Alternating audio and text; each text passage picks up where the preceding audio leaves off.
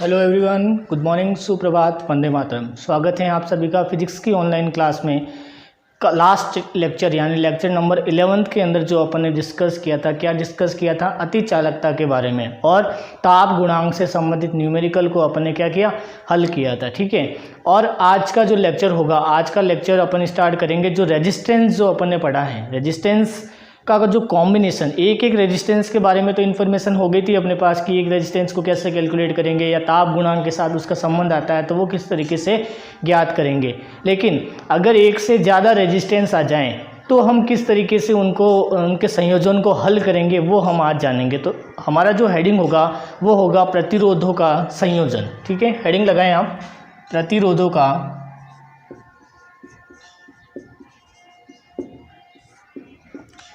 का संयोजन। और प्रतिरोधों का जो संयोजन यानी प्रतिरोधों का क्या करना है, कॉम्बिनेशन, उन्हें जोड़ना है आपस में। द कॉम्बिनेशन ऑफ रेजिस्टेंस,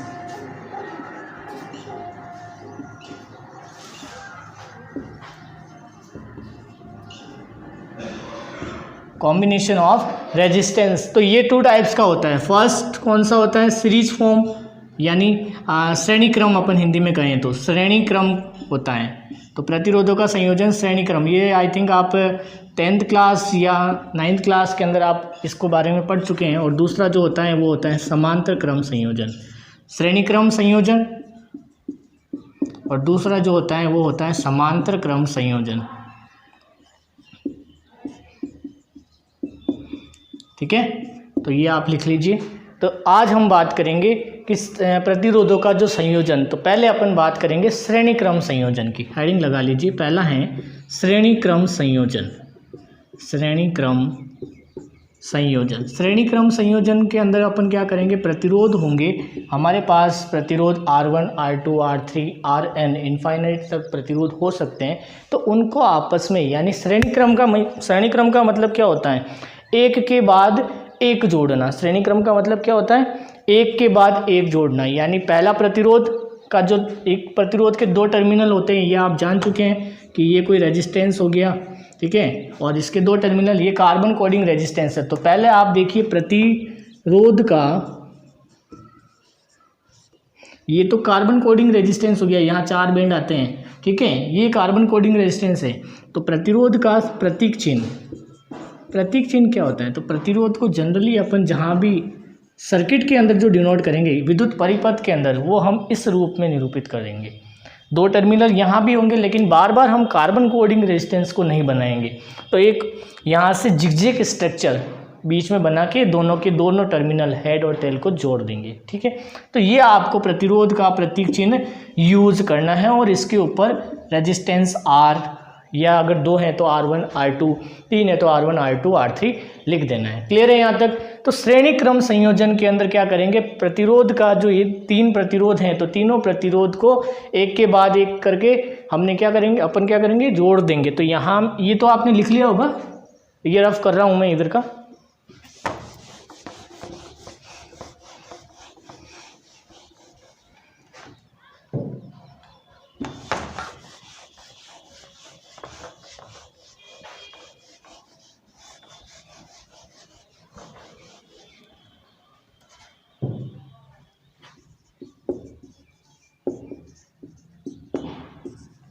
अब अपना हेडिंग है श्रेणी क्रम संयोजन, that means combination in series form, combination of resistance in series form. Series form के अंदर ये किस तरीके से जोड़ते हैं, तो आप देखिए सीरीज फॉर्म के अंदर यहाँ एक बैटरी लगी हुई है। बैटरी और सेल के अंदर डिफरेंस मैं पहले ही बता चुका हूँ, ये कुंजी लगी हुई है। ठीक है, और यहाँ पर मैंने क्या किया, 3 रेजिस्टेंस अप्लाई कर दिए। 3 रेजिस्टेंस को क्या किया, मैंने यहाँ पे जोड़ दिया। तो यहाँ जो मेरा पहला रेजिस्टेंस है ये एक R1 हो गया, दूसरा रेजिस्टेंस R2 और तीसरा रेजिस्टेंस R3, और फिर मैंने इसको यहाँ से ऐसे ज्वाइन कर रखा है। तो ये मेरा एक क्लोज सर्किट बन गया है। ठीक है, बैटरी है तो बैटरी का जो छोटा टर्मिनल नेगेटिव होता है, बड़ा टर्मिनल पॉजिटिव होता है। ठीक है, ये मेरे पास क्या है, बैटरी है। तो बैटरी क्या करेगी, विद्युत धारा देगी। तो विद्युत धारा इसने करंट कितना दिया, आई करंट दिया है परिपथ को, करंट कितना दिया है, आई दिया है। आप आई कैपिटल स्मॉल कुछ भी यूज़ कर सकते हैं, यहाँ कोई हार्ड एंड फास्ट नहीं है, ठीक है। फिर उसके बाद में जैसे ही ये करंट इसके अंदर जाएगा, R1 R2 और R3 तीन हो गए अपने पास, तो तीनों के अंदर जो करंट जाएगा, करंट की वैल्यू क्या होगी, समान होगी। करंट की वैल्यू क्या होगी, जैसे क्योंकि ये क्या है, एक दूसरे के सीरीज के अंदर जुड़े हुए हैं। इसका जो R1 का जो दूसरा टर्मिनल है वो R2 के पहले टर्मिनल से जुड़ा हुआ है। सीरीज फॉर्म के अंदर, लैंग्वेज के अंदर आप क्या लिखोगे, तो सीरीज फॉर्म के अंदर श्रेणी क्रम संयोजन के अंदर हम तीन प्रतिरोध R1 R2 R3 लेते हैं, ठीक है। और R1 का दूसरा सिरा R2 के पहले सिरे से जुड़ा हुआ रहता है, ठीक है। आप लिख लीजिए, R1 का दूसरा सिरा R2 के पहले सिरे से तथा R2 का दूसरा सिरा R3 के पहले सिरे से जुड़ा होता है। इसी प्रकार N प्रतिरोधों का संयोजन किया जा सकता है। वीडियो पॉज कर दीजिएगा अगर आप, मैं ज़्यादा स्पीड से बोल रहा हूँ तो। और जो तीसरा प्रतिरोध या N प्रतिरोध हैं, तो उसका जो अंतिम सिरा होगा, उस अंतिम सिरे को कुंजी के, ये जो होती है ये होती है कुंजी, यानी की बोलते हैं इसे, कैपिटल के बोलते हैं, कुंजी के से जोड़ देते हैं। कुंजी के को बैटरी के ऋणात्मक टर्मिनल से, और बैटरी का धनात्मक टर्मिनल कहाँ जाएगा, पहले प्रतिरोध के पहले टर्मिनल के ऊपर जो जाएगा। क्लियर है यहाँ तक। तो ये पूरा एक सर्किट मैंने यहाँ पे सॉल्व कर दिया है, परिपथ को मैंने समझा दिया है कि श्रेणी क्रम संयोजन के अंदर परिपथ किस तरीके से बनाएंगे। लैंग्वेज बिल्कुल आपको यही लिखनी है जो मैंने अभी बोली है, ठीक है, मैं लैंग्वेज नहीं लिखाऊंगा। तो यहाँ R1 R2 R3 हो गया। अब देखो कि R1 प्रतिरोध है, इसका मतलब इसके दो टर्मिनल तो है ही, एक तो ये और एक ये, तो दो टर्मिनल है, इसका मतलब दो टर्मिनल के बीच में कुछ तो चेंज होगा। क्या चेंज होगा, दो टर्मिनलों के बीच के विभव, इनके पोटेंशियल तो होंगे, विभव तो होगा, इस बिंदु का विभव होगा, इस बिंदु का भी विभव होगा, ठीक है। अगर ये पॉइंट होगा तो जैसे मैं नाम दे देता हूँ A, यहाँ B हो गया, यहाँ C हो गया, D हो गया, E F G, बहुत सारे हो सकते हैं, ठीक है। तो A और B के बीच में क्या होगा, विभव तो होगा, तो विभव होगा, इसका मतलब यहाँ अगर टर्मिनल बना हुए हैं, ये A टर्मिनल हो गया, आप इसको यहाँ नाम दे दो, कोई फर्क नहीं पड़ता।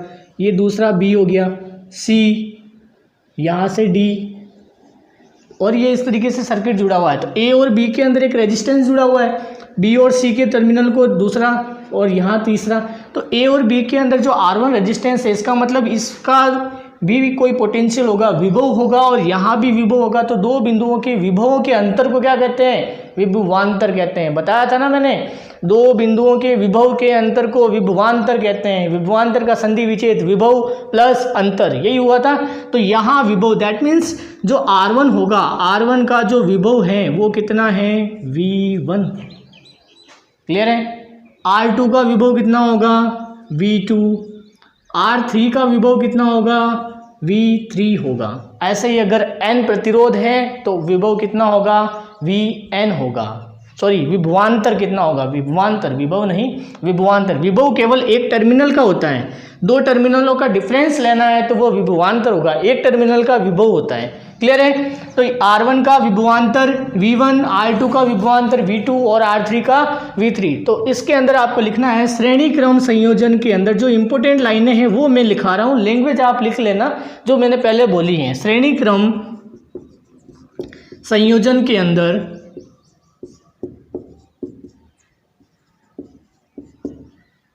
प्रवाहित धारा का मान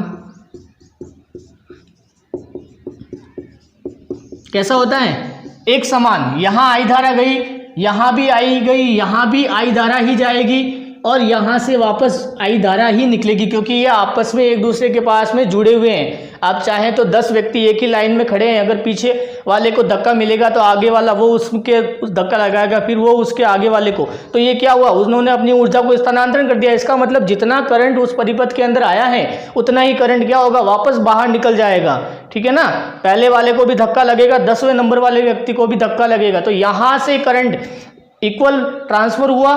तो इसी प्रकार से यहाँ जितना करंट होगा रेजिस्टेंस में भी सेम ही ट्रांसफर होगा। क्यों, क्योंकि ये भी सीरीज के अंदर ही है, समांतर क्रम में नहीं है, ये श्रेणी क्रम संयोजन में के अंदर है। ठीक है, तो प्रवाहित धारा का मान एक समान होता है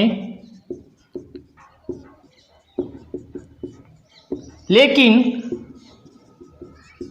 विभवांतर का मान क्या होता है, प्रत्येक प्रतिरोध के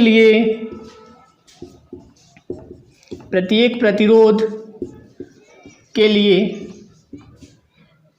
अलग अलग होता है, या प्रतिरोध कह दो या अलग अलग आप टर्मिनल भी कह सकते हो। ए बी टर्मिनल के लिए अलग होगा, बी सी टर्मिनल के लिए अलग होगा, सी डी टर्मिनल के लिए अलग होगा, तो अलग अलग होता है। ठीक है, तो यहाँ मैंने प्रतिरोधों का नाम, तो यहाँ जैसे ए बी टर्मिनल के लिए विभवांतर क्या है, V1, BC टर्मिनल के लिए V2, CD टर्मिनल के लिए V3। देखो आप AB के लिए V1, BC के लिए V2 और CD के लिए V3 टर्मिनल यानी V3 हो गया। और इनके कॉरस्पॉन्डिंग जहां V1 पोटेंशियल, V1 विभवांतर हैं, तो उसके कॉरस्पॉन्डिंग प्रतिरोध कौन सा है, प्रतिरोध R1 है, यहाँ प्रतिरोध R2 है, यहाँ प्रतिरोध R3 है। इसका मतलब ओम्स लॉ के अनुसार, ओम के नियमानुसार,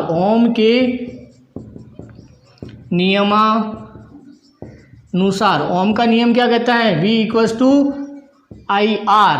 V कितना है, V equals to I R, यही होता है ओम का नियम। तो V equals to I R. तो यहाँ अगर पहले टर्मिनल AB के लिए मैं बात करूं तो AB के लिए V कितना है, V1 है, I सब में समान है, R कितना है, R1 है। तो यहाँ AB टर्मिनल के लिए क्या होगा, V कितना है, V1 है। ये देखो I सब में समान होगा, यहाँ भी I समान होगा, I सब में धारा सब में समान जाएगी, क्लियर है ना। तो V1 बराबर I R1, V2 बराबर I R2, V3 बराबर I R3। आए समझ में। तो V1 के लिए क्या हो गया, I R1 हो गया, V2 के लिए I R2 हो गया, V3 के लिए I R3 हो गया। क्लियर है यहाँ तक। अगर ये n होता तो Vn equals to I Rn। Clear है। तो यहाँ पे R1 V1 V2 V3 ये सारे हो गए। तो अब अपन को क्या करना है, तुल्य प्रतिरोध ज्ञात करना है, या तुल्य प्रतिरोध या कुल विभवांतर अपन ज्ञात कर सकते हैं।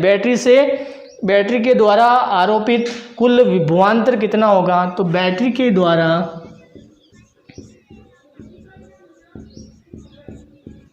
आरोपित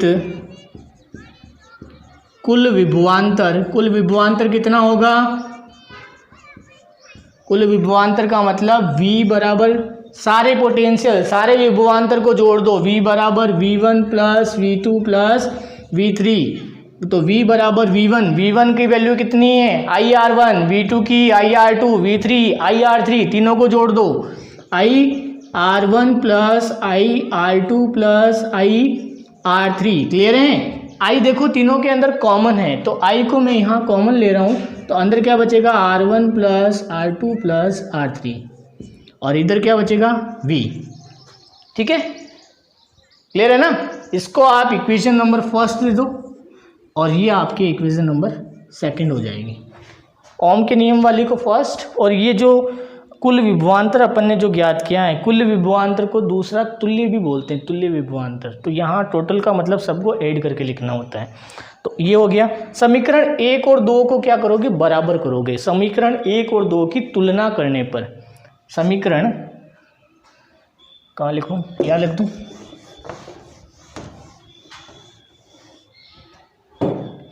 समीकरण वहाँ से यहाँ लिखना है। समीकरण 1 व 2 की तुलना करने पर, तुलना करोगे तो देखो दोनों तरफ यहाँ भी v है इक्वल्स टू ये, यहाँ भी v इक्वल्स टू, यानी v की जगह क्या आ जाएगा, आई आर आ जाएगा। Left hand side I R equals to, उधर क्या है, आई R1 plus R2 plus R3। Clear है यहाँ तक। दोनों v कैंसिल आउट, यानी दोनों के लेफ्ट हैंड साइड इक्वल है, तो दोनों के राइट हैंड साइड भी इक्वल होंगे। दोनों के राइट हैंड साइड मैंने इक्वल कर दिए, तो यहाँ से I कट गया, तो R इक्वल्स टू क्या हो गया, R1 plus R2 plus R3। ये मैंने यहाँ पे 3 प्रतिरोध श्रेणी क्रम में लिए थे, इसीलिए ये इसका तुल्य प्रतिरोध का सूत्र आया, इसको बोलते हैं REQ। REQ का मतलब होता है इक्विवेलेंट, इक्विवेलेंट यानी तुल्य प्रतिरोध, तुल्य प्रतिरोध। तो यही आपको इस श्रेणी क्रम संयोजन के अंदर सिद्ध करना था कि अगर 10 प्रतिरोध मैंने एक दूसरे के श्रेणी क्रम में जोड़े हैं तो क्या होगा, उनका तुल्य प्रतिरोध R1 plus R2 plus R3 plus up to Rn तक होगा। ठीक है, 3 प्रतिरोध हैं तो तीनों का जो तुल्य प्रतिरोध होगा वो क्या होगा, R1 plus R2 plus R3 हो जाएगा। तो ये मेरा तुल्य प्रतिरोध का सूत्र आ गया है। क्लियर है? यहाँ तक कोई डाउट हो तो आप देखो, पूरा एकदम लिखा हुआ है, स्क्रीनशॉट लीजिए, बहुत अच्छे से समझिएगा। सारी इंपॉर्टेंट चीज़ें जो काम की चीज़ें हैं वो मैंने यहाँ लिखी हैं, कचरा बिल्कुल भी नहीं लिखा है। ठीक है ना, जो जो काम की चीज़ें हैं, डायग्राम आपको समझाना है, डायग्राम मैंने समझाया। धारा हमेशा पॉजिटिव टर्मिनल से ही निकलती हैं। आप ये छोटी छोटी गलतियाँ कर देते हैं, धारा का सिंबल यहाँ से क्या कर देते हैं, उल्टा बना देते हैं। तो उल्टा बनाने से धारा पॉजिटिव टर्मिनल में नहीं जाती, धारा पॉजिटिव से निकलती है और नेगेटिव के अंदर धारा जाती है। ठीक है, तो ये सही होगा। तो ये वाला सर्किट आपको पता होना चाहिए। इनके लिए लैंग्वेज क्या जितनी चाहिए वो मैंने लिखा दी है। टर्मिनल को बता दिया है, टर्मिनल का मतलब 2 पॉइंटों के बीच का होता है, एक पॉइंट के ऊपर पोटेंशियल होता है, 2 पॉइंट के बीच का पोटेंशियल डिफरेंस लेना है तो वो विभवांतर होता है। ठीक है, तो ये एक अपने स्टडी किया है कि सीरीज फॉर्म के अंदर जो इनका विभवांतर होगा वो क्या होगा, अलग अलग होगा, प्रतिरोध अलग अलग है, लेकिन धारा का मान समान होगा। अगले जो वीडियो आएगा या जो इसी के अंदर मैं अभी करवाऊंगा तो समांतर क्रम संयोजन के अंदर थोड़ा सा अलग होगा, इससे अलग। देखिएगा आप क्या अलग होता है। यहाँ पे धारा का मान समान है।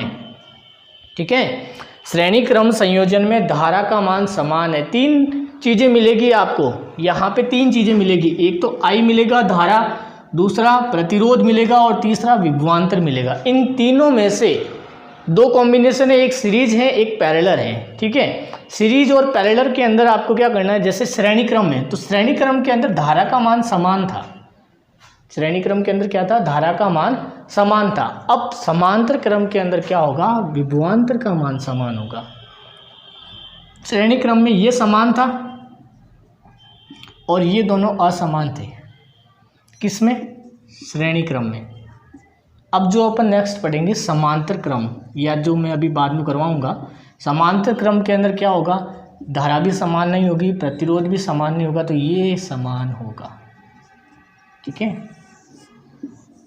कहीं की बना के मेंशन कर लीजिएगा, खिड़की बना के। श्रेणी क्रम संयोजन में समान धारा होगी, प्रतिरोध और विभवांतर असमान होगा। समांतर क्रम के अंदर क्या समान होगा, विभवांतर समान होगा, बाकी दोनों चीज़ें असमान होगी, धारा और प्रतिरोध। प्रतिरोध तो वैसे ही असमान होना है, क्रॉस का मतलब असमान होगा। ठीक है, यानी वो वेरी करेगा। तो ये क्लियर हुआ।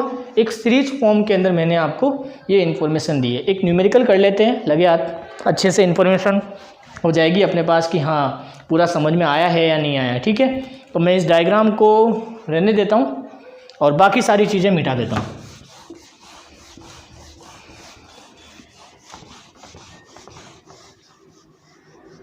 चलो, ये वाले फॉर्मूले वगैरह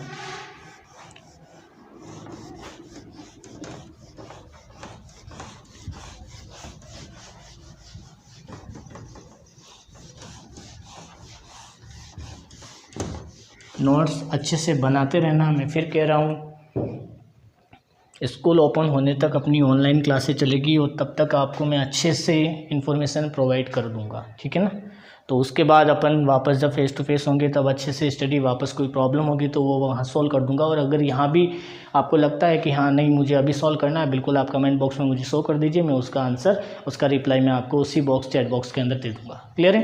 तो यहाँ से अगला क्वेश्चन अपन न्यूमेरिकल ले रहे हैं कि 3 प्रतिरोध हैं अपने पास, 3 प्रतिरोध हैं और तीनों प्रतिरोध क्या किए हुए हैं, जुड़े हुए हैं आपस में।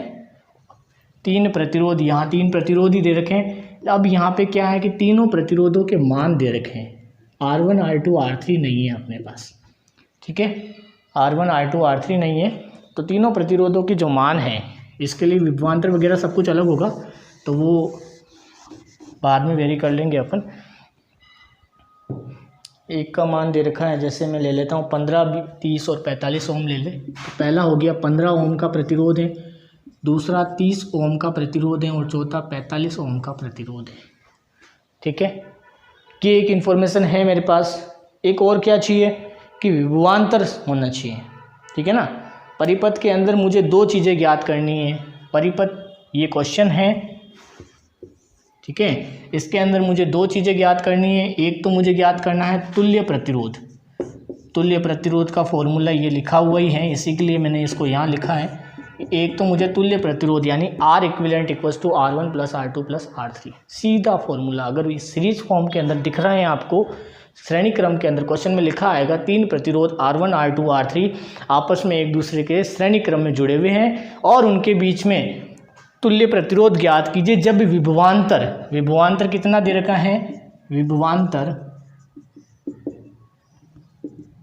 90 वोल्ट दे रखा है। ठीक है, तो आप यहाँ पर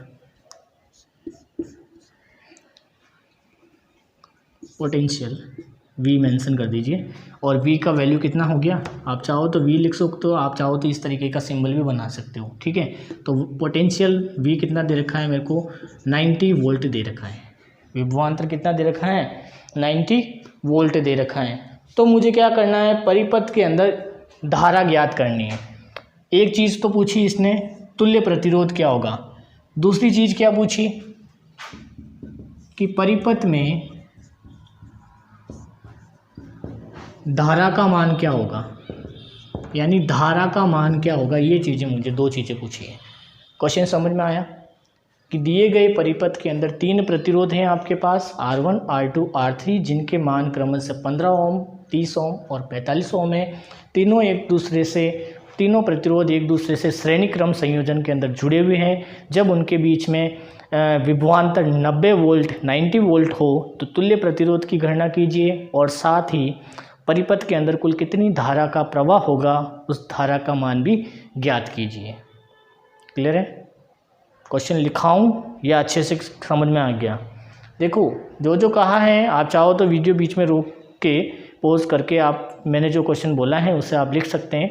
तीन प्रतिरोध R1 R2 R3 हो गया, विभवांतर का मान 90 वोल्ट है। दो चीज़ें ज्ञात करनी है, तुल्य प्रतिरोध और परिपथ में धारा। कुछ भी नहीं करना है, अपन ने जो अभी लास्ट डेरिवेशन किस लिए किया, फॉर्मूला समझने के लिए, और पूरा वो डेरिवेशन याद होना चाहिए आपको, क्योंकि एग्जाम में डिराइव भी करवाना पूछ सकता है। ठीक है, तो श्रेणी क्रम संयोजन के अंदर आते हैं तो R इक्विवेलेंट बराबर R1 plus R2 plus R3, ये फॉर्मूला है अपने पास, पहले ही मैंने लिख रखा है, तो ये आपको पता है। श्रेणी क्रम संयोजन के अंदर तीनों प्रतिरोध का अगर तुल्य प्रतिरोध मुझे ज्ञात करना है, इसका मतलब क्या करना, तीनों प्रतिरोध के जो मान है तीनों को क्या करो, जोड़ दो। कितना आएगा, R1 15, 30 और 45 और 45 कितने हो गए, 90, यानी R इक्विवेलेंट कितना हो गया, 90 ओम हो गया। ये मेरा आंसर। क्लियर है, यहाँ एक आंसर आ गया। दूसरा, परिपथ में धारा का मान। अब धारा का मान मुझे I ज्ञात करना है। कैसे ज्ञात करूँगा, जब भी परिपथ के अंदर ये तीनों R, V और I ये तीनों मिल जाए तो आपके माइंड में एक नियम सेट होना चाहिए, Ohm's law, V equals to IR। ठीक है, V इक्वल्स टू IR। देखो V क्या है, विभवांतर। क्वेश्चन में देखो विभवांतर ये रहा, इंतजार कर रहा है अपना कब लेगा मुझे वही काम में, तो ये रहा 90 वोल्ट का, ये 90 विभवांतर ले लिया मैंने। ठीक है, बराबर वोल्ट भी ले लो, कोई फ़र्क नहीं पड़ता, बिल्कुल अपने यूनिट अच्छे से आएगी। बराबर I मुझे ज्ञात करना है और R जो लेंगे अपन वो क्या लेंगे, इक्विवेलेंट वाला लेंगे। क्यों इक्विवेलेंट वाला लेंगे, क्योंकि परिपथ में तीनों प्रतिरोध जुड़े हुए हैं। ऐसे नहीं कि आप इसके लिए अलग से ले लोगे, इसके लिए मान वही आएगा, लेकिन ऐसा नहीं करना है, वो गलत हो जाएगा। इक्विवेलेंट वाले को लेके करना है। अगर आप अलग अलग याद करोगे तो फिर उसकी वैल्यू डिफरेंस आएगी। ठीक है, वो डिफरेंट वैल्यू अपने को यूज़ नहीं करनी है, क्योंकि सीरीज फॉर्म के अंदर ही अपने को इक्विवेलेंट रेजिस्टेंस को यूज़ करना है। ठीक है, तो यहाँ R इक्विवेलेंट, और R इक्विवेलेंट की वैल्यू कितनी है, 90 ओम। कितनी है, 90 ओम है, तो आप यहाँ पे 90 ओम ले लीजिए। तो I बराबर कितना हो गया, 90 वोल्ट बटा 90 ओम। 90 से 90 कैंसिल आउट हो गया, क्या बच गया, 1 वोल्ट प्रति ओम। यही बनेगा ना भाई, गलत तो नहीं कर दिया कहीं, सही है। और 1 वोल्ट प्रति ओम को क्या कहते हैं, एम्पियर। तो धारा का मान कितना होगा, परिपथ में कितनी धारा बहेगी, 1 एम्पियर की धारा बहेगी परिपथ में, 1 एम्पियर की धारा प्रवाह होगी या प्रवाहित होगी, दोनों बातें एक ही। ठीक है, समझ में आया? अच्छे से क्लियर हुआ? न्यूमेरिकल कैसे सॉल्व करना है सीरीज फॉर्म के अंदर, किस तरीके से आएगा, ये रहा मैंने अभी न्यूमेरिकल आपको सीरीज फॉर्म में साथ के साथ ही इसको सॉल्व करके बता दिया है। ठीक है, आई थिंक आपको बहुत ही अच्छे से समझ में आया होगा। ठीक है, और भी अगर कहीं डाउट हो तो आप मुझे बता दीजिएगा, मैं आपके उस डाउट को क्लियर कर दूंगा। ठीक है ना? और भी यहाँ पे देखो आप तुल्य प्रतिरोध के फॉर्मूले, इनके विभवांतर, ओम्स लॉ का वेरिफिकेशन, ये सारी चीज़ें अपने को क्या होनी चाहिए, याद होनी चाहिए। ठीक है, तो V = IR, यहाँ से R इक्विवेलेंट आपको कैलकुलेट करना हो सकता है।